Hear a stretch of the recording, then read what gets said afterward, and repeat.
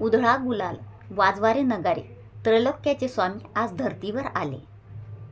अनुसूयेचा तूच दत्त, सुमतीचा तूच श्रीपाद, अंबा भवानीचा तूच नरहरी, आम्हा कैवाऱ्यांचा तूच स्वामी. अशक्य ही सारे करीतो शक्य एका क्षणात, भिवू नकोस मी तुझ्या पाठीशी आहे, असे सदा सांगे आमास, असे सदा सांगे आमास. स्वामींचं जीवन हे एक कोडस होतं जे कोणालाही उलगडलं नाही. त्यांचं स्वतःशीच बोलत बसणं, भक्तांच्या अडचणी न सांगता समजून घेणं, असे आहेत आपले स्वामी महाराज. श्री स्वामी समर्थ, जय जय स्वामी समर्थ. श्री स्वामी समर्थ, जय जय स्वामी समर्थ. सर्वांना स्वामींच्या प्रकट दिनाच्या, स्वामींच्या जयंतीच्या, स्वामींच्या वाढदिवसाच्या खूप खूप साऱ्या शुभेच्छा. फ्रेंड्स, मी भावना, माझ्या चॅनलमध्ये मी तुम्हा सर्वांचे मनापासून स्वागत करते. कसे आहात तुम्ही सर्व? आय होप तुम्ही सर्व आनंदात असाल. स्वामींच्या कृपेने तुमच्या सगळ्या चांगल्या इच्छा पूर्ण होत आणि आजचा दिवस तुम्हाला खूप छान आणि आनंदाचा जाऊ. तर 10 एप्रिल वार बुधवार या दिवशी काय आहे आपल्या स्वामी भक्तांसाठी ते तुम्हालाही माहिती आहे. थोडक्यात मी तुम्हाला सांगते.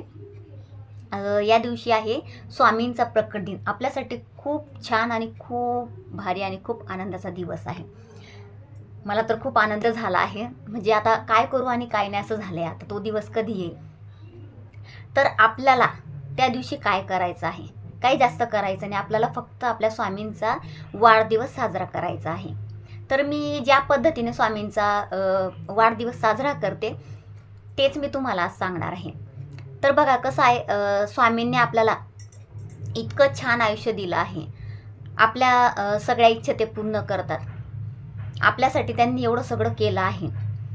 तर आपलंही काहीतरी देणं लागतं त्यांच्यासाठी. तर आपणही त्यांच्यासाठी काहीतरी करावं, त्यासाठी हा दिवस आहे. तर आपल्याला स्वामींसाठी नवीन वस्त्र, नवीन गादी, जे काही तुमच्याकडे असेल ते आपल्याला सगळं नवीन आणायचं आहे. किंवा तुमच्याकडे असेल तर तुम्ही जुनंही वापरू शकतात. तर आपल्याला काय करायचं आहे? आपल्याला सकाळी स्वामींचा अभिषेक करायचा आहे. तर आपल्याला स्वामींचा अभिषेक करताना काय म्हणायचं आहे, कशा पद्धतीने करायचं आहे ते मी तुम्हाला थोडक्यात सांगते. तर आपल्याला काय करायचं आहे, एक तांबण घ्यायचं आहे आणि तांबडात स्वामींची मूर्ती ठेवायची आहे. आता मी आधी तुम्हाला मूर्तीचं सांगते. ज्यांच्याजवळ स्वामींची मूर्ती आहे त्यांनी स्वामींचा अभिषेक कसा करायचा आहे, आणि ज्यांच्याकडे मूर्ती नसेल, फक्त फोटो असेल, तर त्यासाठी कसा अभिषेक करायचा आहे ते पण मी तुम्हाला सांगते. आधी मी तुम्हाला मूर्तीचं सांगते. मी तुम्हाला डेमो करून दाखवला असता, म्हणजे स्वामींची मूर्ती ठेवून. पण कसं झालं ना, सकाळी आज मी स्वामींचा अभिषेक केला होता. आज गुरुवार आहे त्यामुळे स्वामींचा अभिषेक झाला. तर ते आता कसं एवढं सगळं केलं आणि स्वामींची मूर्ती तिथून उचलायची ते मला योग्य वाटत नाही. म्हणून मी तुम्हाला व्यवस्थित सांगते. तुम्ही व्हिडिओ पूर्ण बघा म्हणजे तुम्हाला पूर्ण माहिती मिळेल. तर आपल्याला तांबडात स्वामींची मूर्ती ठेवायची आहे. आणि मूर्ती ठेवल्यानंतर आपल्याला पंचामृत करायचं आहे. सगळ्यांना माहिती असेल पंचामृत काय असतं. तर पंचामृत, आधी पंचामृताने, त्यानंतर साध्या पाण्याचा अभिषेक करण्याआधी आपल्याला स्वामी स्तवन वाचायचं आहे 1 वेळा.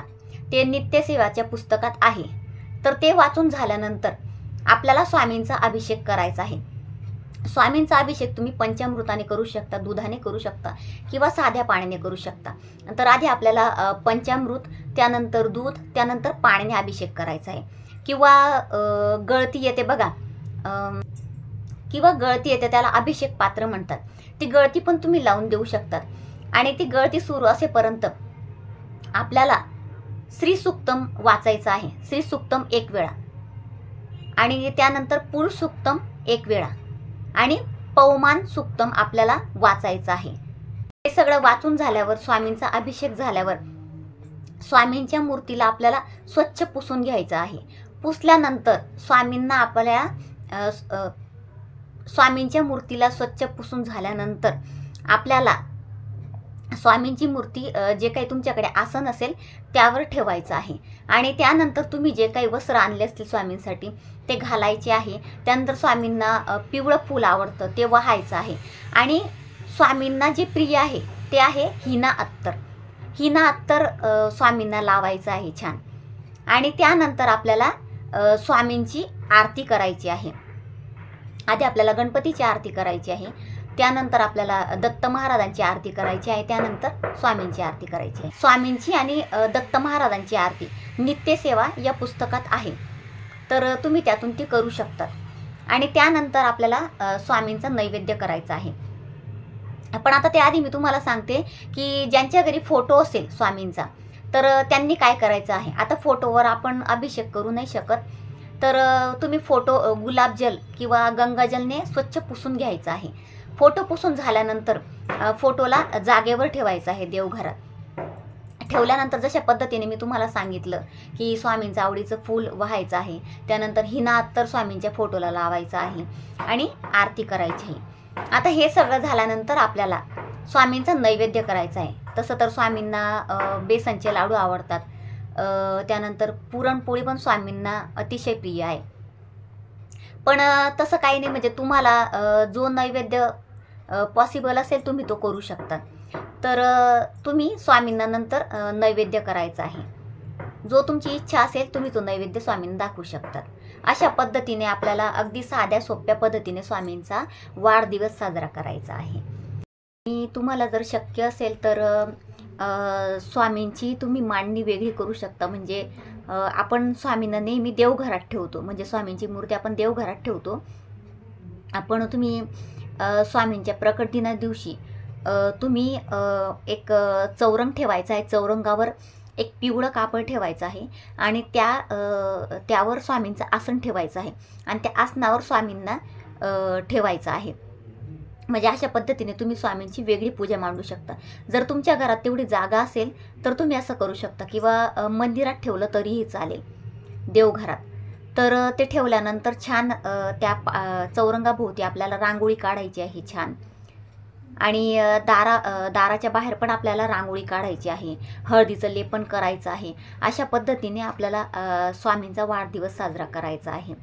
आणि जास्तीत जास्त प्रयत्न करा की घरात सकारात्मक वातावरण राहील. कारण काय होतं ना, आपल्या घरात भांडणं वगैरे सुरूच असतात, म्हणजे मुलांची चिडचिड वगैरे होत असते. पण एक दिवस प्रयत्न करा महाराजांसाठी की आपल्या घरात वाद होणार नाही, शांतता ठेवायचा प्रयत्न करा. आपण महाराजांसाठी एवढं तरी करू शकतो. आणि जर तुम्ही स्वामींच्या प्रकट दिनानिमित्त 11 किंवा 21 दिवसांची स्वामी चरित्र साराभूत हे पारायण केलं नसेल, म्हणजे हे वाचलं नसेल, ही सेवा करायची तुमची राहिली असेल, तर तुम्ही पूर्ण पाठ प्रकट दिनाच्या दिवशी करू शकता. आणि जर तो होणार नसेल तर तुम्ही स्वामी चरित्र अवतरणिका हेही वाचू शकता. हे आपल्या नित्यसेवाच्या पुस्तकात आहे. किंवा मठात जा आणि जाण्याचा प्रयत्न करा. मी तर म्हणेल जाच, एक दिवस तरी स्वामींसाठी तुम्ही काढा. केंद्रात आणि मठात जाताना एक नारळ, खडी साखर घेऊन जा आणि स्वामींचा आशीर्वाद घ्या. स्वामी खूप दयाळू आहेत. त्यांचं हे ब्रीदवाक्य आहे, भिवू नकोस, मी तुझ्या पाठीशी आहे. त्यामुळे आपण एक दिवस त्यांच्यासाठी एवढं करायला काही हरकत नाही. तर अशा साध्या सोप्या पद्धतीने आपल्याला स्वामींचा वाढदिवस साजरा करायचा आहे.